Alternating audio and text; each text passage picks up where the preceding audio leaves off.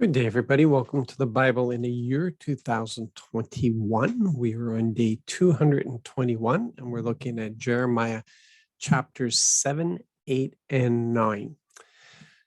So we pick it up here in verse 5, and we get a good glimpse of the priorities of Yahweh. If you ever wanted to know how to live a life that pleases him, no, if you truly reform your ways and your actions, if you treat each other justly, right there. If you reform your ways and your actions so that they match with Yahweh, if you treat each other justly, if you stop taking advantage of the immigrant, orphan, or widow, if you don't shed the blood of the innocent in this place or go after other gods to your own ruin, only then will I dwell with you in this place in the land that I gave long ago to your ancestors for all time.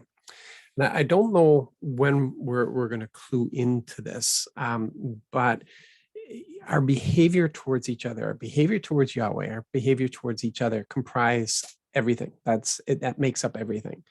And so he's telling them that they have to change. Just they've got to follow his ways and his instructions when it comes to taking advantage of the immigrant, the orphan, the widow, the whole thing about justice, not shedding innocent blood, and not worshiping other gods. You know, it's these are his priorities, and they haven't changed. They're still our priorities, and that's everything that Jesus taught comes into these categories. How we treat each other. And then we have the list of anti-Yahweh actions in verse 8 to 10, and we find those lists of those in the New Testament as well. And yet you trust in lies that will only hurt you. Will you steal and murder, commit adultery and perjury, sacrifice to Baal, and go after other gods that you don't know, and then come and stand before me in this temple that bears my name and say, we are safe, only to keep on doing all these detestable things? And we have to come to understand the difference between salvation and lordship in our own relationship with Yahweh in this new covenant. It's one thing to accept the sacrifice of Jesus Christ, to accept that he died, that our sins would be forgiven. But it's another thing entirely to follow him, to live our life patterned after him and doing what is right, living in righteousness. Some of us, we get the first part, we don't understand the second part. And then Jeremiah gets spoken to because he continues advocating for Judah, continues praying and crying out for Judah. And so Yahweh says here in verse 16, as for you, don't pray for these people. Don't cry out or plead for them, and don't intercede with me, for I won't listen to you. So in other words, Jeremiah, that's not what I sent you for. I'm not going to listen to you. You're just wasting your time. And he gives reasons why not to advocate.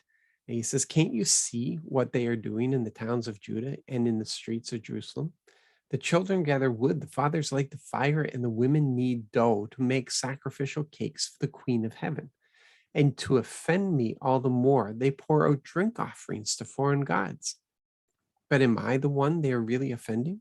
Declares the Lord. Aren't they, in fact, humiliating themselves? Something to consider. And then we see where Dad's heart really is. And we have to get here. We've got to get back to the simplicity of it. We got to get back to the understanding of where all these things came from. And we've been doing that as we've been reading through this. That's been our emphasis, looking at the relationship. Why did Yahweh do this? Why did he introduce the law? What was the reason for this? What was the reason for that? And it always came back to this relationship. And so in verse 22 to 23, on the day I brought your ancestors out of the land of Egypt, I didn't say a thing. I gave no instructions about entirely burned offerings or sacrifices. Rather, this is what I required of them. Obey me so that I may become your God and you may become my people. Follow the path I mark out for you so that it may go well with you. So if we take everything and we bring it right back to that place, right back to there, and that's what Jesus did. He said, it's love that will empower you to obey me. Now, obey me so that I may become your God and you may become my people. So obey me and then follow the path, follow the direction I give to you so that it may go well with you. That's pretty basic. And it's great that you guys study and you go for deeper things and greater understanding of things and the whole thing of the law. But if we miss this, then nothing else matters.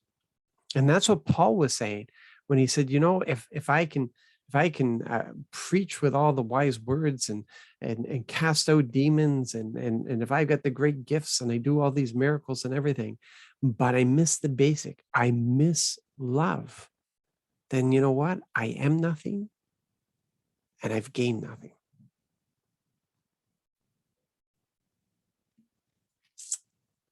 Yeah. In verse 24, we see that Yahweh recognizes that the relationship with the nation was flawed from the beginning. But they didn't listen or pay attention. They followed their willful and evil hearts and went backward rather than forward. And we see that from the beginning. Look at our own walk. Look at where we are. Are we flipsy flopsy? Are we going backwards instead of forwards? Are we failing to grow and mature as we're supposed to? Yeah, we need to check our heart in this relationship. And right there, the basic, are we obeying? Are we following the path? In verses 25 to 26, we see that Yahweh tried. He did everything. From the moment your ancestors left the land of Egypt to this day, I have sent you all my servants, the prophets, day after day. But they didn't listen to me or pay attention.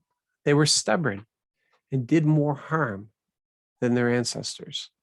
So their evil just built on each other, just kept going.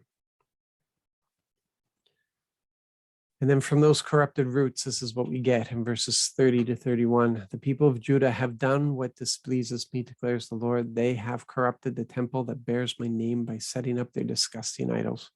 They have built shrines at Topheth and the Ben Hinnom Valley to burn their sons and daughters in the fire, although I never commanded such a thing, nor did it ever cross my mind. And he knows their heart. Chapter 8, verse 3, the survivors of this evil nation will prefer death to life wherever I have scattered them, declares the Lord of heavenly forces. So he knows that even this is not going to be the solution. He's working on that plan of Jesus Christ.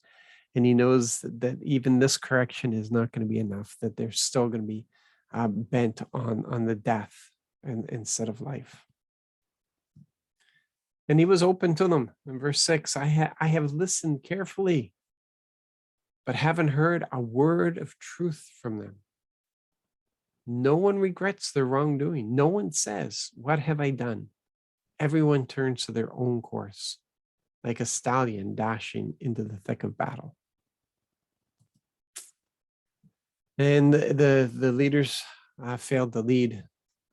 In verses 11 to 12, they treat the wound of my people as if it were nothing. All is well, they insist, when in fact nothing is well. He's referring to the prophets and the priests. They should be ashamed of their detestable practices, but they have no shame. They don't even blush. Therefore, they will fall among the fallen and stumble when disaster arrives, declares the Lord. And then we should understand why Yahweh needs to punish this. Look at this in verses 8 to 9. Their tongue is a lethal arrow. The words are deceitful. They wish their neighbors well, but in their heart plot their ruin. Again, it's all about relationship. It's all about relationship. And they're deceitful. They're liars. Shouldn't I punish them for this? Declares the Lord. Shouldn't I avenge such a nation? Man, and our heart breaks considering what Israel was supposed to be. Verse 24, we're reminded that there's only one thing that's worth boasting about. No, those who boast should boast in this, that they understand and know me. That's right there. That's what we boast in, that we understand and we know him. I am the Lord who acts with kindness, justice, and righteousness in the world, and I delight in these things, declares the Lord. In kindness, justice, righteousness. That's something to savor there for a little while. Okay, well, you guys be blessed today. Be encouraged. And there are things here that we really need to examine our own hearts and know that we have a solid, honestly, solid relationship with the Lord, not just sporadically, but consistently, that he's our best friend. There's no other. Be blessed in this day, and we will catch up with each other tomorrow.